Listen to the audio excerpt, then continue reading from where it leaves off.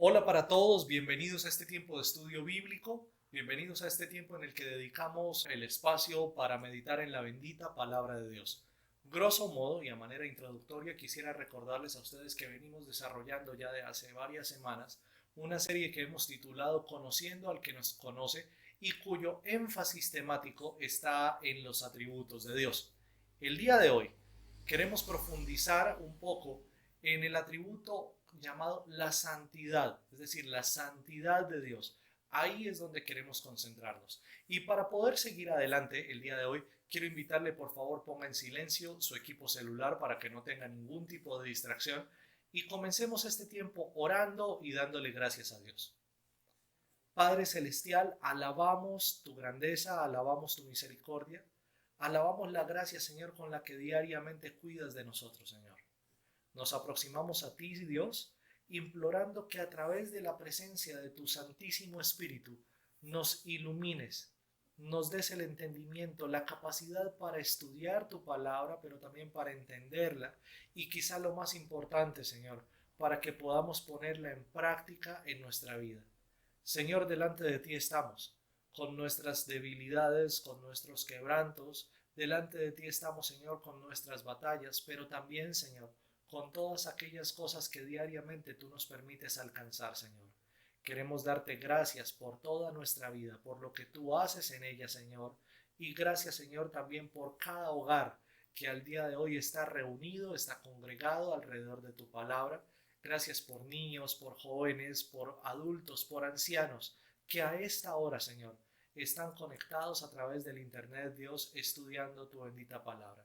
Pido, Padre Celestial, que sobre todos nosotros, como tu iglesia, como tu cuerpo, derrames tu bendición y la vida eterna, Señor, como lo afirma el salmista.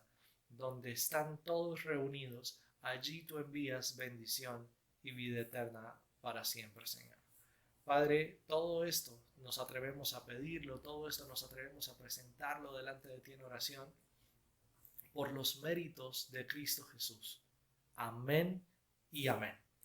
De nuevo, bienvenidos a todos y cada uno de ustedes y quiero invitarles que vayamos adelante en este estudio de la santidad de Dios.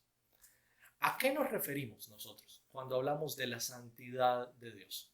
En primer lugar, necesitamos señalar que en Dios se encuentra la suma de todas las excelencias morales.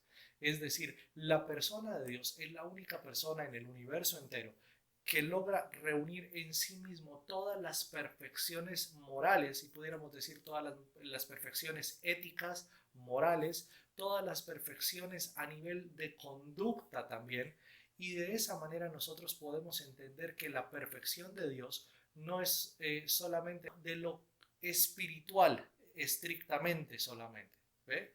Sino la perfección de Dios abarca todo lo que Dios mismo es. Si bien Dios es espíritu, entendemos que también Dios es una persona y como persona en Él se encuentran todas las perfecciones morales y éticas. Luego, si Dios es puro en absoluto, como lo afirma su palabra, entonces en Dios no existe la más mínima sombra de pecado. Y esto apunta de nuevo a una perfecta santidad, a una perfecta pureza. Y esto lo señala el apóstol Juan en su primera carta, en el capítulo 1, verso 5. Este es el mensaje que oímos de Jesús y que ahora les declaramos a ustedes. Dios es luz y en Él no hay nada de oscuridad. Es decir, en Dios no hay sombra de pecado, no hay sombra de maldad, no hay sombra de imperfección en la persona de Dios. Todo Dios es perfectamente puro, todo Dios es perfectamente santo. En tercer lugar, la santidad de Dios es la excelencia misma de la naturaleza divina. El gran Dios es glorioso en santidad. Y esta afirmación de que el gran Dios es glorioso en santidad la tenemos en Éxodo 15:11. Oh Señor entre los dioses, ¿quién es como tú, glorioso en santidad, imponente en esplendor, autor de grandes maravillas? Y esta pregunta retórica la levanta Moisés, ¿verdad? Afirmando que aún entre todos los que los seres humanos han creado con sus propias manos, pero les han dado el estatus de Dios, Ninguno de esos dioses, ninguna de esas deidades definitivamente puede compararse con Dios, porque solo Dios es perfecto y glorioso en santidad. ¿Ve? Luego, la santidad de Dios es el atributo que hace que Dios repudie toda clase de mal, que Dios aparte de sí toda clase de mal. Y esto lo señala el profeta Habacuc en el capítulo 1, versículo 13. Pero tú eres puro y no soportas ver la maldad. ¿Serás indiferente ante la traición de ellos? ¿Guardarás silencio mientras los perversos se tragan a la gente más justa que ellos? Y de nuevo, esta afirmación de Dios es la manera como el texto bíblico nos invita a pensar en la forma que Dios repudia la maldad. Dios rechaza toda clase de maldad y ojo, que si bien este texto está en el Antiguo Testamento, no quiere decir que nada tiene que ver con la iglesia, porque al final de cuentas el profeta Habacuc estaba hablándole, predicándole al pueblo de Dios. Luego, este texto nos invita a pensar que Dios rechaza enfáticamente la maldad aun cuando ésta se encuentra al interior de su pueblo, o pudiéramos decir, más aún cuando esa maldad se encuentra al interior de su pueblo. Luego, si nosotros al día de hoy afirmamos ser el pueblo espiritual de Dios, la familia espiritual de Dios, debiésemos también tener presente que si en nosotros hay sombra de maldad, también Dios va a rechazar nuestra vida en virtud de esa maldad, porque no puede haber comunión entre la luz y las tinieblas. ¿Ve? Y en último lugar, cuando nos preguntamos a qué nos referimos nosotros cuando hablamos de la santidad de Dios, hemos de afirmar que la santidad es la hermosura misma de Dios. Segundo libro de Crónicas, capítulo 20, verso 21. Después de consultar con el pueblo, el rey nombró cantores que caminaran delante del ejército cantando al Señor y alabándolo por su santo esplendor, por su santa belleza. Esto es lo que cantaban. Den gracias al Señor, su fiel amor perdura para siempre. Y esta última afirmación que hemos hecho, que la santidad de Dios es la hermosura misma de Dios, pudiésemos afirmar que es el rasgo de la santidad que provoca dos tipos de movimientos en el corazón del ser humano. Si bien la hermosura de Dios nos puede atraer hacia Él como personas redimidas por su sangre, como personas restauradas por el poder de su Espíritu Santo, ¿verdad? Esa santidad nos atrae al contemplar la belleza de Dios. Por otro lado, para la persona que no ha sido redimida, que no ha sido restaurada, la misma belleza santa de Dios es lo que repele a esa persona y le impide de alguna manera acercarse a la persona de Dios. Pudiéramos también afirmar entonces que la santidad nos proporciona una implicación ética de la estética. Pues si la santidad es el atributo que trasluce la hermosura de Dios, entonces todo lo hermoso debiera ser santo. Pero ocurre que en el mundo caído, en medio de la humanidad caída de la que usted y yo hacemos parte, catalogamos como hermoso no necesariamente a lo santo, sino día a día nos damos cuenta que el ser humano cataloga como hermoso lo pecaminoso, lo rebelde, lo anárquico, ¿verdad? De tal manera que aún el pecado ha logrado romper esa dimensión o ese rasgo ético de la estética. Nosotros vivimos en un mundo caído a todo nivel y la estética, es decir, esto que nos invita a catalogar algo como bonito o como feo, como hermoso o como ausente de hermosura. Nosotros entonces debiésemos pensar que el pecado rompió esa capacidad, de tal manera que nosotros hemos dejado de llamar hermoso a lo santo y hemos comenzado a llamar hermoso a todo lo pecaminoso. Y eso debiera invitarnos a pensar desde el marco de la palabra de Dios cómo nosotros podemos redefinir nuestras categorías incluso de estética a la luz de la palabra de Dios. La escala moral, la escala ética, la escala estética del hombre caído está dada en términos de lo codiciable, de lo deseable, de lo que es bueno a sus ojos. En cambio, hablando de la santidad de Dios, la escala moral, la escala ética y la escala estética de Dios está dada en términos de su propio carácter santo. ¿Ve?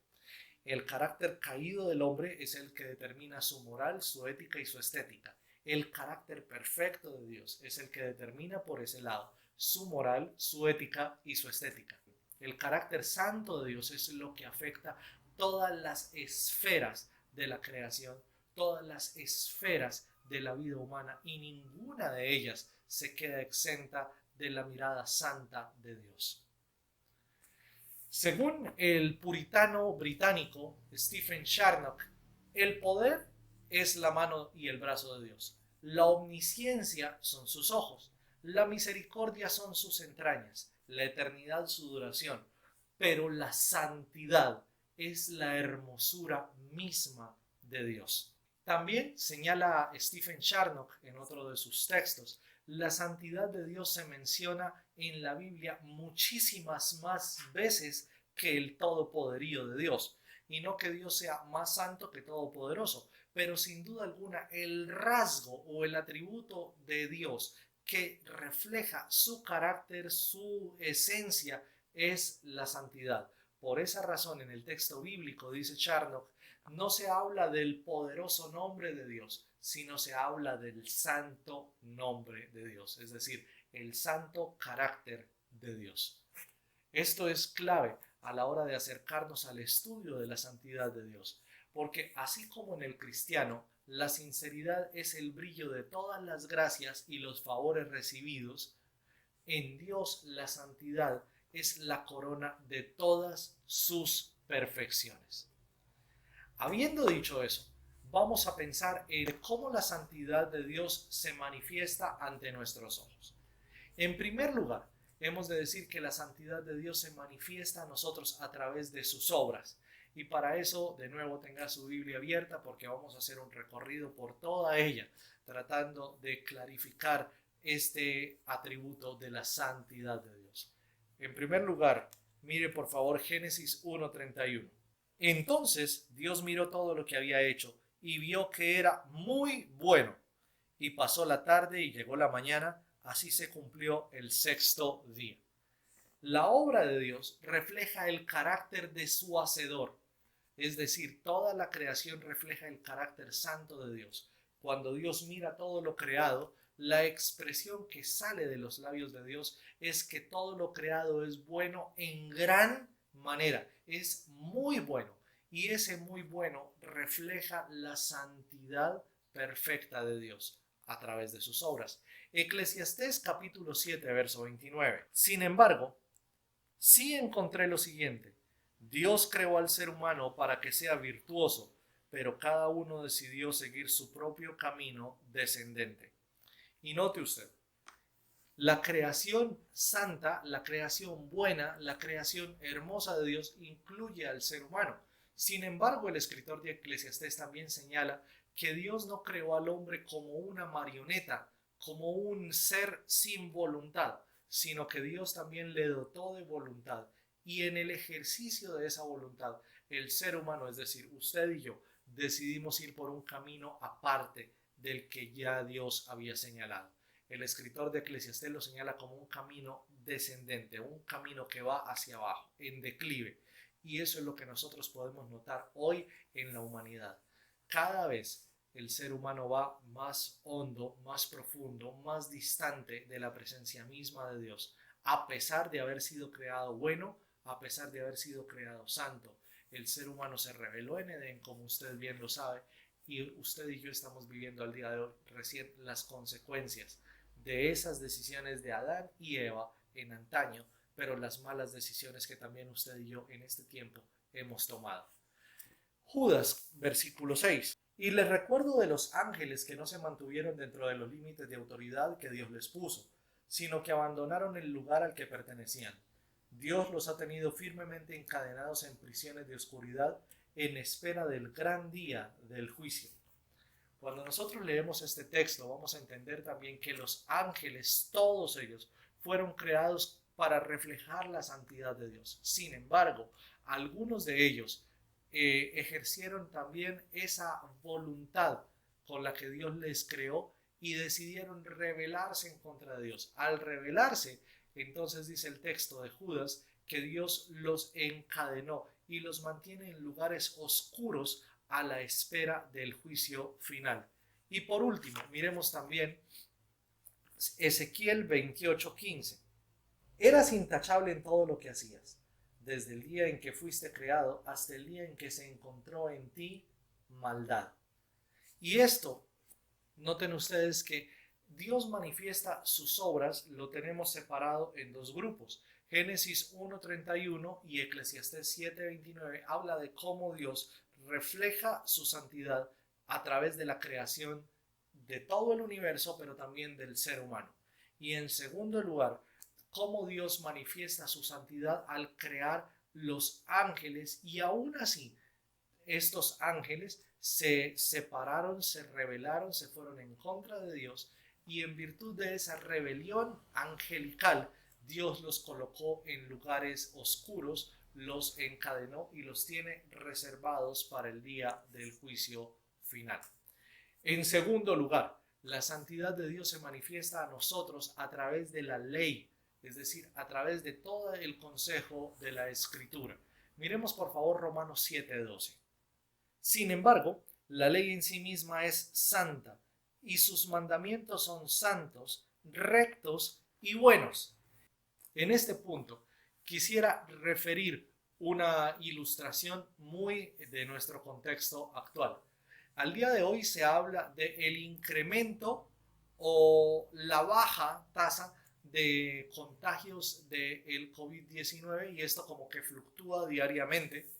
Y en buena medida pudiéramos decir que el incremento o la baja de tasas de contagios tiene que ver con el incremento o la baja de aplicación de pruebas. Luego, cuando nosotros escuchamos en muchos momentos, en muchos días de la semana, que los índices de contagio han incrementado, es porque también se han aplicado más cantidad de pruebas que dejan ver lo que ya existe, pero que sin la mediación de esas pruebas sería imposible que saliera a la luz. De igual manera, cada vez que el ser humano se aproxima a la santa ley de Dios, es como que sale a la luz todo su pecado.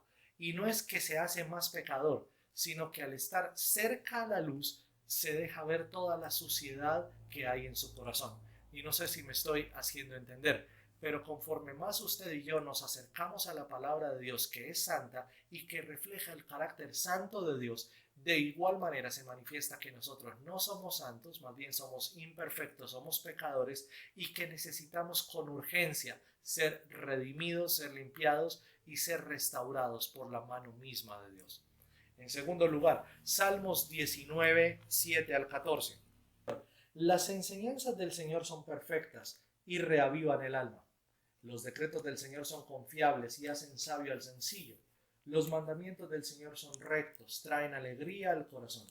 Los mandatos del Señor son claros, dan buena percepción para vivir. Reverencia al Señor es pura y permanece para siempre. Las leyes del Señor son verdaderas, cada una de ellas es imparcial. Son más deseables que el oro, incluso que el oro más puro. Son más dulces que la miel, incluso que la miel que gotea del panal. Sirven de advertencia para tu siervo, una gran recompensa para quienes la obedecen. ¿Cómo puedo conocer todos los pecados escondidos en mi corazón? Límpiame de estas faltas ocultas.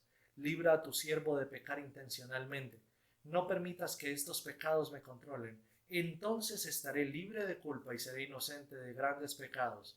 Que las palabras de mi boca y la meditación de mi corazón sean de tu agrado. Oh Señor, roca mía y redentor mío. Todo este salmo exalta la santidad de la ley de Dios y la cataloga como santa, la cataloga como justa, la cataloga como útil para el ser humano en virtud de que lo capacita, ensancha su sabiduría, ensancha el buen juicio del ser humano. Y note entonces que la santidad de Dios, si bien es un atributo de la persona misma de Dios, es un atributo que tiene enormes beneficios al ser humano, porque es la santidad de Dios manifestada en su palabra, lo que nos deja ver nuestra propia maldad. Y al dejarnos ver nuestra propia maldad, nos llama al arrepentimiento, nos llama a rendirnos a los pies del Señor. Y al hacer esto, definitivamente, vamos a comenzar a experimentar usted y yo una restauración dada por el mismo Espíritu de Dios. En tercer lugar, la santidad de Dios se manifiesta en la cruz del Calvario. Mire por favor el Salmo 22, versículo 3. Sin embargo, tú eres santo, estás entronizado en las alabanzas de Israel. Y usted dirá, pastor, ¿y qué tiene que ver eso con la cruz? Todo el Salmo 22, todo el Salmo 22 en conjunto es un salmo que anticipa, no solamente es un salmo que sirve para cantarlo en el contexto de la liturgia de Israel o en el contexto de la liturgia de la iglesia, sino que también se constituye en una palabra profética dada por el salmista que anticipa la obra de Cristo en la cruz del Calvario. Y note algo importante, y es que dice, tú eres perfecto en santidad y estás entronizado en Israel, en las alabanzas de Israel.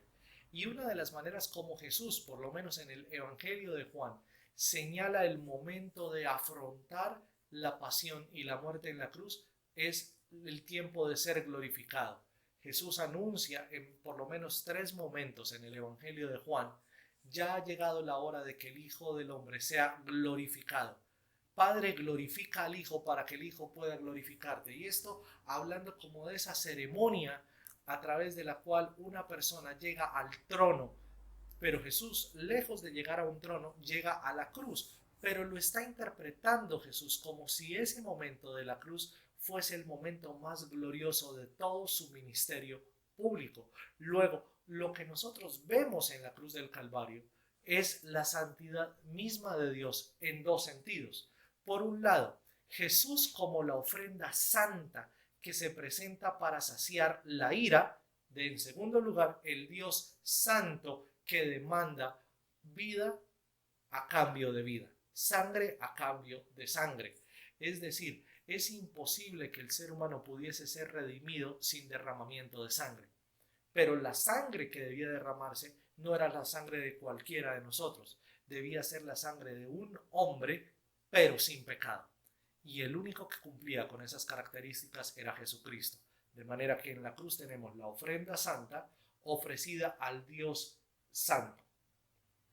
Allí en la cruz entonces encontramos la santidad manifiesta de Dios. Y miremos por favor Isaías 53. Libro del profeta Isaías, capítulo 53, versículo 2. Dice, mi siervo creció en la presencia del Señor como un tierno brote verde, como una raíz en tierra seca, y no había hermoso aspecto ni majestuoso aspecto en él para que nos atrajera hacia su presencia. Cuando nosotros vemos al Cristo en la cruz del Calvario, seguramente que no vamos a encontrar en él estética humana alguna, porque encontramos a un hombre convertido en una miseria, un hombre flagelado, un hombre torturado, un hombre agonizante, y pudiésemos decir nosotros, ¿y qué de bonito tiene eso? ¿Cómo la santidad de Dios resulta hermosa en la cruz? Resulta hermosa al contemplarlo a la luz del amor derramado por Dios por todos sus hijos. Dios derramando la vida de su Hijo para provocar vida en el corazón de cada uno de nosotros. Dios tomando los pecados de todos nosotros sobre sus hombros para declararnos a usted y a mí justos. Y eso implicó que la persona misma de Jesús fuese desfigurada. Y entonces en esa desfiguración de Cristo está reflejada la hermosura de la santidad de Dios. Un Dios que si bien es santo, no simplemente se dedica a rechazar al pecador, sino que lo atrae hacia él para restaurarlo, para santificarlo y para ponerlo en perfecta comunión a través de Cristo. Si de esas 3 maneras se manifiesta para nosotros la santidad de Dios, entonces ¿cuáles son los efectos que la santidad de Dios debiera tener sobre nosotros? En primer lugar, debiésemos tener claro en nuestra mente y en nuestro corazón que Dios odia el pecado porque Dios es santo. Y si Dios odia el pecado, eso debiese invitarnos a nosotros a tener claro cómo vivir en el día a día. Miremos por favor el Salmo 50, versículo 21. Dice la palabra del Señor: mientras ustedes hacían todo esto, yo permanecí en silencio y pensaron que no me importaba. Pero ahora los voy a reprender. Presentaré todas las acusaciones que tengo contra ustedes. Y dice el 22: arrepiéntanse todos los que se olviden de mí, o los despedazaré y nadie los ayudará. Cuando nosotros pensamos en esto, podemos entender la magnitud del pecado. O sea, el pecado no puede ser considerado como un desliz, no puede ser considerado como un errorcito, no puede ser considerado como una canita al aire, como muchos pretenden llamarlo, ¿verdad? Sino el pecado es algo supremamente grave, tan grave que el Señor califica esto como el tipo de acción que hace que Dios venga a derramar su ira santa sobre aquel que comete ese pecado, esa acción pecaminosa, ¿ve? Por esa razón, el escritor de la carta a los romanos, el apóstol Pablo, señala también que la paga del pecado es muerte. Entonces note usted que la paga del pecado, y cuando habla de pecado no habla de unos pecados que son capitales y otros que son veniales, sino todos los pecados vistos de la misma manera por Dios. Todos los pecados tienen el mismo nivel de gravedad, de tal manera que nosotros debiésemos pensar muy bien lo que estamos haciendo cada día y cómo usted y yo anhelamos honrar el nombre de Dios, porque Dios es santo y Él odia el pecado. Otra implicación, otro efecto que debiese tener: ninguno de nosotros puede presentarse delante de Dios a partir de su propia justicia, a partir de su propia santidad, si se quiere, porque somos santos solo en virtud de la obra de Cristo. Mire por favor Efesios 1:6. Este texto lo hemos leído recurrentemente a lo largo de este estudio bíblico. De manera que alabamos a Dios por la abundante gracia que derramó sobre nosotros los que pertenecemos a su Hijo amado. Luego usted y yo nos acercamos a Dios a través de la santidad de Cristo. Permítame ponerlo de esta manera: Jesús se pone en medio del Padre y en medio nuestro. Aquí está el Padre con su perfecta santidad.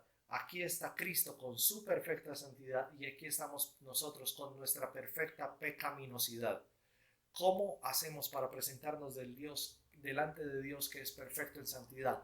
Pues a través de nuestro mediador, que es Cristo, que también es perfecto en santidad porque Cristo también es Dios. Y a través de él usted y yo podemos presentarnos delante del Padre, de tal manera que el Padre nos ve a través de la santidad de Jesús. De lo contrario, usted y yo seríamos destrozados por la santidad de Dios. Y en tercer lugar, debiésemos ver que si Dios es santo, usted y yo estamos llamados a presentarnos delante de Él con suma reverencia. Es decir, dejar de pensar que Dios es mi parcero, mi compinche, mi amigote, y comencemos a contemplar que verdaderamente Dios es el Señor Todopoderoso, santo, perfecto en santidad, que la palabra del Señor a través del profeta Isaías y a través de Juan el apóstol en el libro del Apocalipsis dice que Dios es santo, santo, santo, el 3 veces santo, es decir, el perfecto en santidad.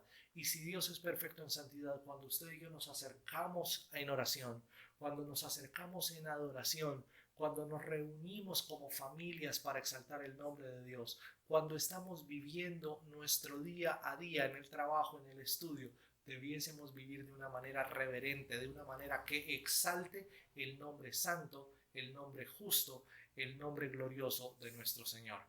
Miremos por favor Salmos 89:7. Los poderes angelicales más altos quedan en reverencia ante Dios con temor.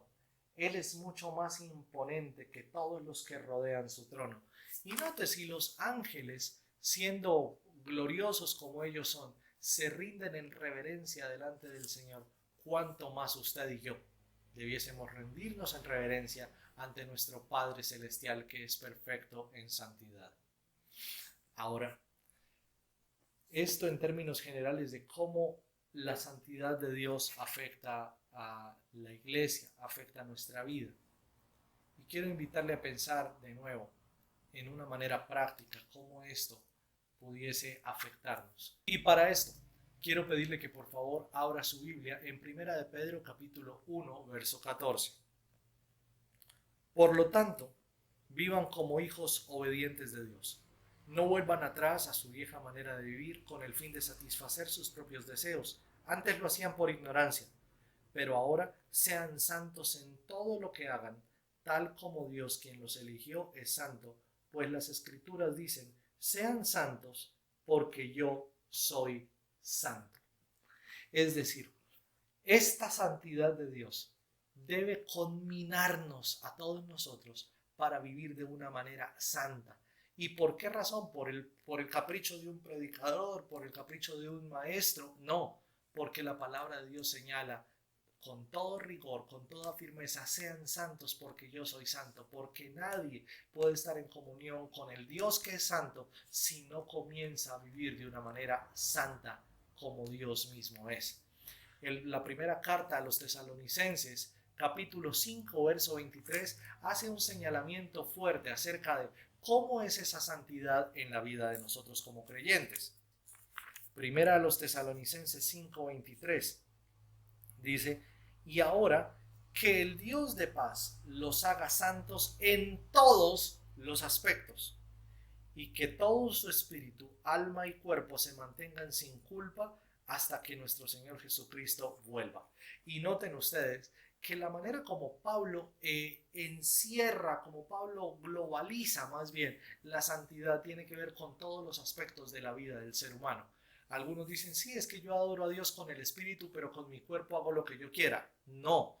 Si usted verdaderamente está alabando a Dios, debe alabar a Dios con todo su ser. Luego eso implica su mente, su cuerpo, su espíritu, todo lo que usted mismo es, todo lo que nosotros somos, debe ser la manera como nosotros alabamos a Dios. No podemos nosotros decir que alabamos a Dios en espíritu, pero con el cuerpo deleitamos nuestro ser en el pecado. No puede haber esa dualidad, porque de lo contrario no estaríamos exaltando a Dios. ¿Ve? La santidad tiene que verse reflejada en toda nuestra manera de vivir. Y mire usted que esa responsabilidad está puesta desde el Antiguo Testamento de una manera mucho más fuerte sobre aquellos que ejercemos el sacerdocio dentro del cuerpo de Dios. Y digo el sacerdocio en términos formales, pero también quiero recordarle que en la primera carta de Pedro señala que toda su iglesia, es decir, usted y yo, todos somos sacerdotes. Levítico 20, versículo 7. Así que consagren su vida para ser santos, porque yo soy el Señor su Dios. Y este es un llamado del Señor a todo el pueblo de Israel, es decir, todo el pueblo de Israel como sacerdocio tiene que guardar su vida en santidad. Y Éxodo 39:30. Por último, hicieron el medallón sagrado, la insignia de santidad, de oro puro, y lo grabaron como un sello con las palabras Santo para el Señor. Con un cordón azul lo sujetaron al turbante de Aarón, tal como el Señor le había ordenado a Moisés. Este medallón era una lámina de oro sostenida por los dos lados por un hilo de color azul, y era colocado sobre la frente del sumo sacerdote y decía Santo para el Señor. Y esto usted dirá, sí, pastor, pero eso era el Antiguo Testamento, era para el sacerdote Aarón. Mire, al día de hoy usted y yo somos santo sacerdocio de Dios. Recuerde, somos el sacerdocio del Rey, real sacerdocio. Y si usted y yo somos real sacerdocio, usted y yo debemos vivir cada día de nuestra vida como si en nuestra frente estuviese escrito Santo para el Señor. No lo vemos, pero cuando la palabra del Señor dice que usted y yo fuimos sellados por el Espíritu Santo, fuimos sellados con una insignia de santidad que refleja que usted y yo le pertenecemos a Dios. Bien, de esta manera creo que hemos hecho un panorama general por la santidad de Dios. Seguramente que no hemos podido profundizar como quisiéramos, ¿verdad? pero hemos podido tener un esbozo general de lo que mismo es la santidad de Dios. Y quisiera invitarle entonces que aterricemos esta enseñanza a la vida de cada uno de nosotros. En forma individual, quiero invitarle que ahí donde usted está tomando notas, ahí en ese cuaderno, en esa agenda o en esa hoja donde está tomando sus apuntes, responda de qué manera la santidad de Dios me anima a seguir creciendo en la comunión con Él. ¿De qué manera la santidad de Dios me anima a seguir creciendo en la comunión con Él? Y en segundo lugar, quiero invitarle a que piense qué tipo de decisiones debo tomar para crecer en santidad.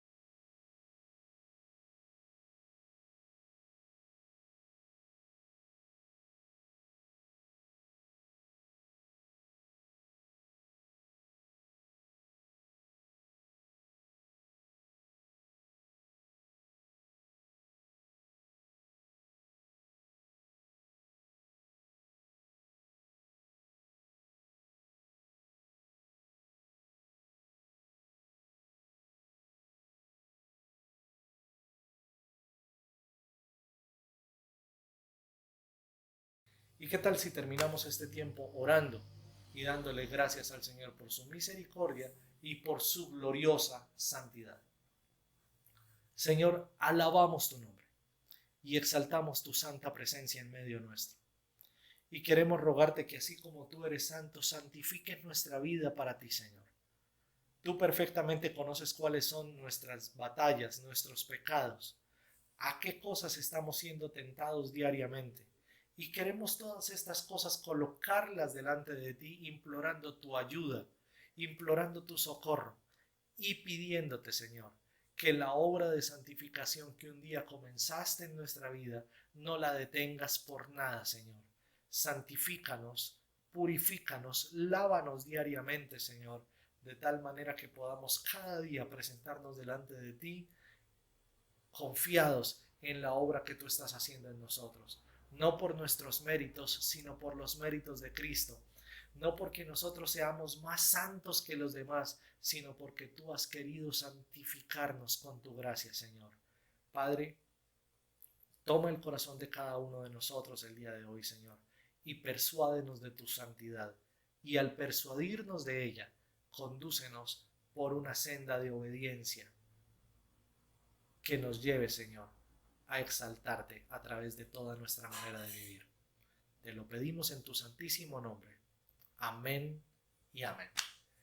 Bien, mis hermanos, les envío un abrazo muy grande a todos y cada uno de ustedes y anhelo en el corazón, como le pido al Señor todos los días, que cada uno de estos estudios de la palabra sea para su provecho, para el mío, y que todos nosotros podamos exaltar el nombre de Dios. Que Dios les bendiga.